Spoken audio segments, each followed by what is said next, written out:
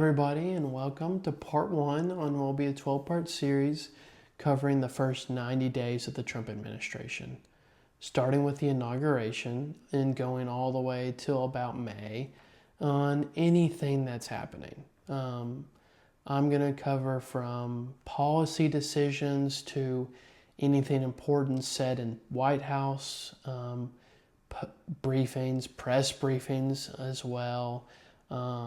Any kind of new bills being passed, anything that involves decisions and news of revolving around this new administration with Donald Trump.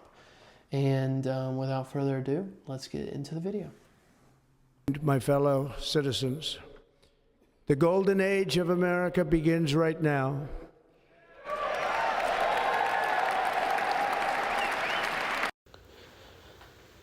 The golden age of America. That's what Trump just, explained. It starts now, as he said.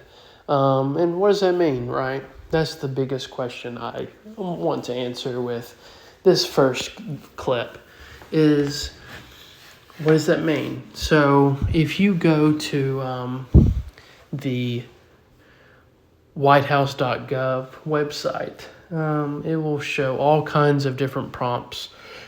And one of them that was very informative is the goals tab. And under the goals, it has 4 goals. The first being make America safe again. The second being make America affordable and energy dominant again. The third is called drain the swamp, which we've heard many times. And the fourth is bring back American values.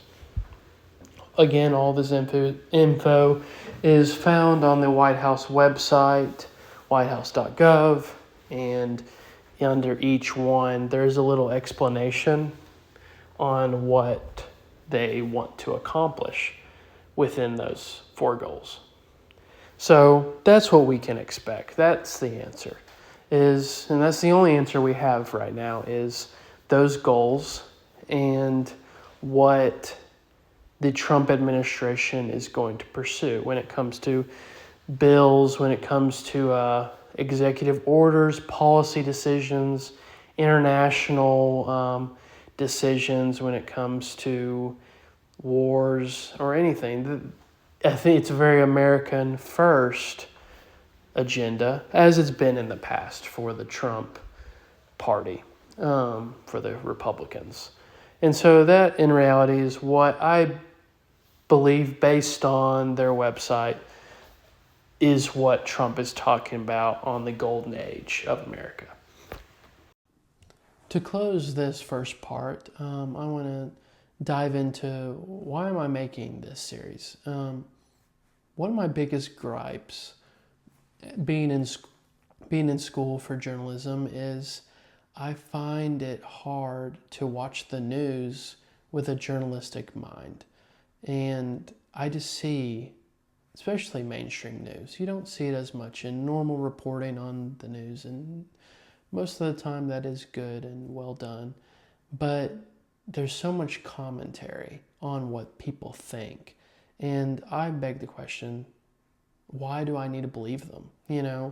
And that's not journalism to me. Journalism is giving the people, giving the reader, the viewer, the truth and informing them on things. If they want to know what Trump, the president of the United States, is doing, you should just tell them that, not, well, I think he's not doing a good job. You can say he's not doing a good job, but give facts behind that. Or if you say he's doing a good job, give facts behind why you say that. Not just, well, I think he's doing good because that's how I feel. And that's kind of what I want to dive into with this series. To be clear, I'm going to have biases. Everyone has biases. I'm not saying I'm not going to have biases. But I'm going to try to eliminate them and simply report on what is happening and give a clear picture on the news as it comes and under every post I make, I'm going to give my sources that I used for each video, the clips I used, where I got them from.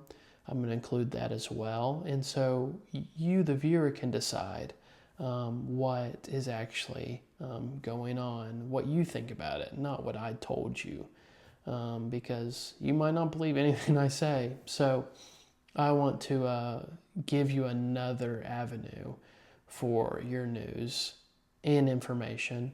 And so you're just not hearing me, you're just not sitting there hearing me talk about something. And I hope that that's something that is interesting. And please subscribe, comment, criticize, whatever. I'm open to anything like that. And I look forward to the next video.